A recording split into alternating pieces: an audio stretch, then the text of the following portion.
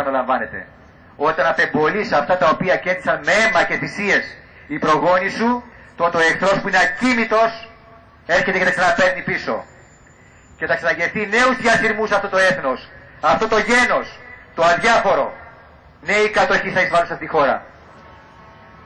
Νέοι βιασμοί, νέες δολοφονίες, νέοι εξανθρωποτισμοί, νέες απώλειες γης, Ήμβρου, Τενέδου νέας, Κύπρου νέας, Κωνσταντινούπολης νέας, Υπήρου νέας. Γιατί αυτό θέλουν αυτοί οι άνθρωποι. Να κάνουν παντού μεμονωμένους πολέμους και να παίρνουν αυτά που θέλουν για την αγορά τους. Γιατί μέσα από την αγορά, αυτή την παγκόσμια αγορά που ετοιμάζει ο σιωνισμός και που την έχει ονομάσει νέα τάξη πραγμάτων, θα μπορέσει να επικρατήσει παγκοσμίως. Και η αγορά αυτή τη στιγμή δεν είναι η Ελλάδα. Είναι η Τουρκία, είναι τα Σκόπια, είναι η Αλβανία. Αυτές είναι οι αγορές. Είναι η Τουρκία. Και γι' αυτό και συντάσσονται με αυτούς. Γιατί έχουν αυτό που τους ενδιαφέρει. Δεν το έχει η Ελλάδα. Να πούμε λοιπόν με απλά λόγια, να σχολιάσουμε το λόγο της κυρίας Μπενάκη. Τι ακριβώς εννοούσε. Να το κάνουμε δηλαδή απλά, νιανιά, για να το καταλάβει και ο πιο απλούστερος νους. Η εξουσία στο ελληνικό λαέ, μας είπε η κυρία Μπενάκη, μέσω του εκπροσώπου μας βεβαίως, του κυρίου Πρόεδρου της Δημοκρατίας, του καινούριου, αυτός είναι εκπρόσωπος του ελληνικού λαού στο Κοινοβούλιο, έστω και σαν διακοσμητικό κινέζικο βάζο, γιατί δεν έχει καμία άλλη ιδιότητα εκεί μέσα. Η εξουσία στο ελληνικό λαέ κυδεύεται με συνοπτικές διαδικασίες, με την κατάργηση του ελληνικού συντάγματος και την αντικατάστασή του με το ευρωπαϊκό, με ψήφισμα στο Κοινοβούλιο, διότι οι κοινοβουλευτικοί σου εκπρόσωποι σε κρίνουν ανώριμο για δημοψήφισμα. Τα σύνορά σου δεν τα εγγυάται το Ευρωπαϊκό Σύνταγμα, διότι το φιλοτουρκικό φλερτ και όχι μόνον των συμμάχων Ευρωπαίων καλά κρατεί από το οδυνηρό 1922 έως και σήμερα. Τα ανθρώπινα δικαιώματά σου, τα κατοχυρωμένα με το ελληνικό σύνταγμα, θα πάνε οριστικά περίπατο, διότι με το Ευρωσύνταγμα νομιμοποιούνται και τυπικώς οι αστυνομοτρομοκρατικές και αντισυνταγματικές συνθήκες τύπου Σέγγεν και οι αρχές παραβίασης δίθεν προστασίας, όπως το ονομάζουν, αλλά παραβίαση στην πραγματικότητα πληροφοριών, δεδομένων προσωπικού χαρακτήρα του πολίτη. Αυτά μας είπε με λίγα λόγια η κυρία Ψαρούδα Μπενάκη. Σε εκείνο το έρμο ελληνικό κοινοβούλιο, αν μπορεί να το πει κανείς ελληνικό ακόμα. Επίσης υπάρχει ένα φοβερό που προβλέπει αυτό το σύνταγμα μέσα στις διοικήσεις του κοινοβουλευτισμού, του Ευρωπαϊκού Κοινοβουλίου.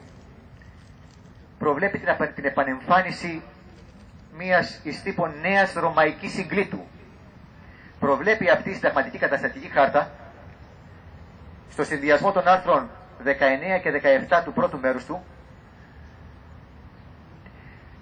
να έχει νομικά κενά σαν σύνταγμα. Είναι η πρώτη φορά στη συνταγματική αυτή επιστήμη, παγκοσμίως και διαχρονικώς, δεν έχει ξανασυμβεί στον πλανήτη, η συνταγματική επιστήμη και οι πολιτικές της χάρτες να προβλέπουν εξ αρχής, αυτής εξ αρχής υφίστανται, να έχουν νομικά κενά.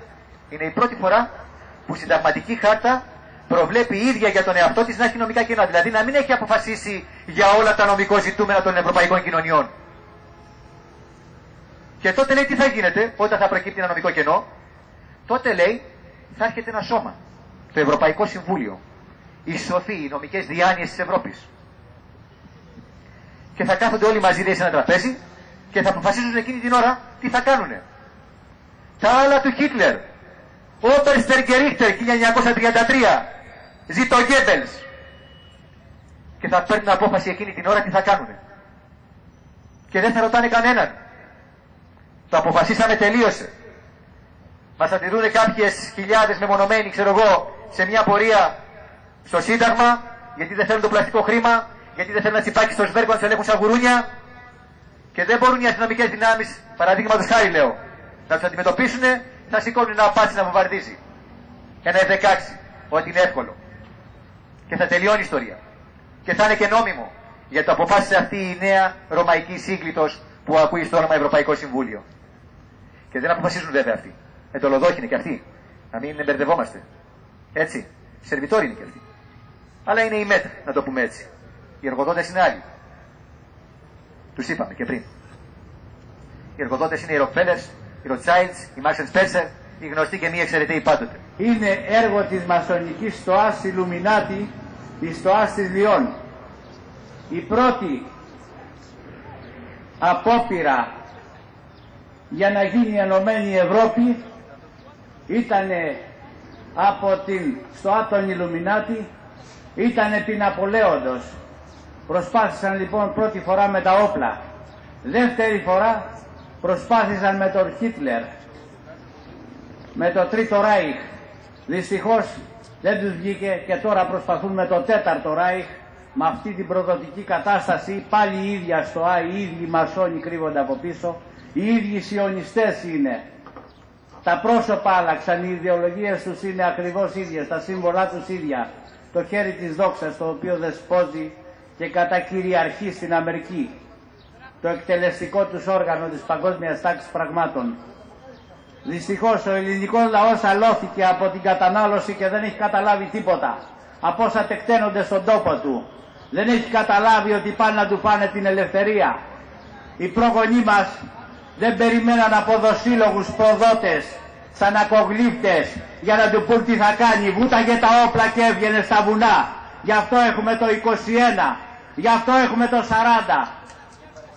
Γι' αυτό τα έχουμε αυτά, δεν τα έχουμε για να τα βλέπουμε σε εθνικές εορτές, τις οποίες μην τυχόν και πούμε τίποτα για τους Τούρκους, μην τυχόν και πούμε τίποτα για τους φάχτες των λαών, τους Αμερικάνους, μην τυχόν και πούμε τίποτα και προσβάλλουμε τους φίλους Αμερικανούς. Δυστυχώς εκεί φτάσαμε. Και έτσι λοιπόν, λίγο τελευταίες είναι αυτές τις συγκεντρώσεις που βλέπετε, γιατί αύριο μεθαύριο θα έρχεται η Europol και ο Αλβανός οντυμένος με την αστυνομική στολή για να μας συλλαμβάνει, είτε Αλβανός είτε Ισπανός είτε οτιδήποτε θα είναι. Έλληνας δεν θα είναι, γιατί και στην Ελλάδα να έχει γεννηθεί Έλληνας δεν θα είναι. Δυστυχώς εκεί φτάσαμε, σε μια συνταγματική συνθήκη, δεν ξέρω κι εγώ πώς να το πεις αυτό το κουρερόχαρτο, το οποίο θα φέρει ακόμα και αλλαγή της σημαίας. Μην νομίζετε ότι θα έχετε σταυρό επάνω στη σημαία. Μια πλερέζα, μια κουρελού θα κρεμάτε. Θα έχετε εθνικές εορτές να γιορτάζετε, να θυμούνται τα παιδιά σας. Τίποτα. Θα έχουν παντρευτεί με Αλβανόπουλα ή δεν ξέρω και τι άλλο. Και θα είναι εμπριμέ. Γιατί θα έχουν παντρευτεί μαύρους, άσπρους, κίτρινους, κόκκινους. Με βούλες. Τέλος πάντων αυτά τα λίγα. Θα λέω απλώς ότι το 120 άρθρο του Συντάγματος μας δίνει το δικαίωμα να υπερασπίσουμε την πατρίδα μας με όλα τα μέσα, όταν αυτό απαιτηθεί. Στο Ευρωπαϊκό λοιπόν Σύνταγμα ούτε Χριστός θα αναφέρεται, ούτε Ορθοδοξία. Δυστυχώς θα είναι ένα αντίχριστο Σύνταγμα. Όποιος λοιπόν νιώθει Έλληνας και θέλει να είναι Έλληνας, πρέπει να υπερασπιστεί το Σύνταγμα της Ελλάδος, πάση θυσία, και όποιος θέλει να νιώθει και να είναι Ορθόδοξος Χριστιανός, πρέπει να ακούσει τι λέει το Ιερό Πιδάλιο στους Ιερούς Κανόνες, Αποστολικούς και Οικουμενικούς, ότι κανένας νόμος, ή μάλλον κάθε νόμος ο οποίος είναι μη σύμφωνος με την Ορθοδοξία και τους Ορθόδοξους νόμους της Εκκλησίας μας, είναι απορριπταίος και ακυρούται. Γι' αυτό τελειώνω με το εξής, ως προς υπενθύμηση, τι λέγεται στους προς Εφεσίους, στο κεφάλαιο σίγμα, στο έκτο κεφάλαιο, στίχο 13. Για τούτο αναλάβετε την πανοπλία του Θεού, ή να δυνηθείτε αντιστήνε εν την ημέρα την πονηρά. Και παράλληλα στο κεφάλαιο πάλι το ίδιο, στο 14, 15 και 16 στίχο λέει: στείτε λοιπόν περιζωσόμενοι την οσφήν ημών εν αληθεία. Αλήθεια λοιπόν, η οποία η μόνη αλήθεια είναι η πίστη του Χριστού, η Ορθοδοξία.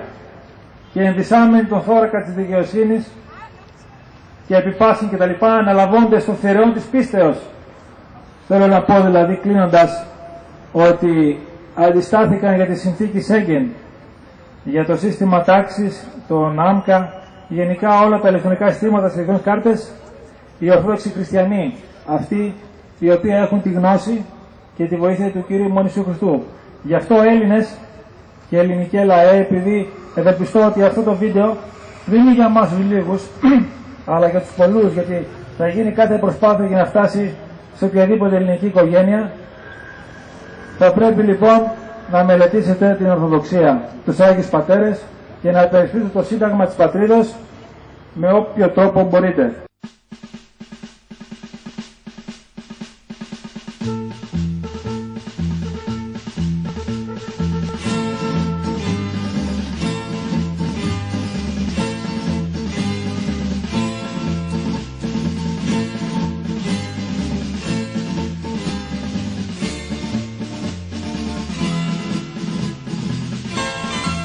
Δεν θα υπακούμε πλέον σε αυτό το ξενόφερτο σύνταγμα. Δεν θα υπακούμε ούτε σε αυτό που το έφερε. Το σύνταγμα λοιπόν αυτό ουσιαστικά μεθοδεύει την κατάργηση των κρατών της Ευρώπης και τη μετατροπή τους σε επαρχίες.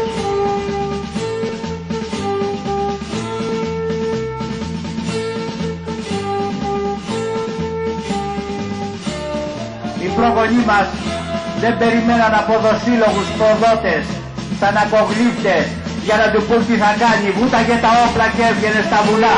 Γι' αυτό έχουμε το 21, γι' αυτό έχουμε το 40.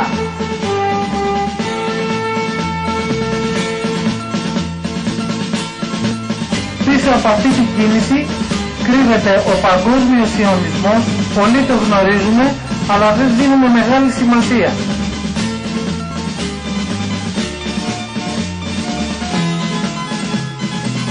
Εκτός από τη δημοκρατία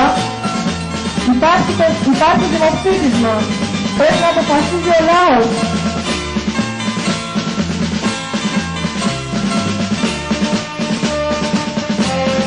Θα πρέπει λοιπόν να μελετήσετε την Ορθοδοξία, τους Άγιους Πατέρες και να υπερασπίσετε το Σύνταγμα της πατρίδος με όποιο τρόπο μπορείτε.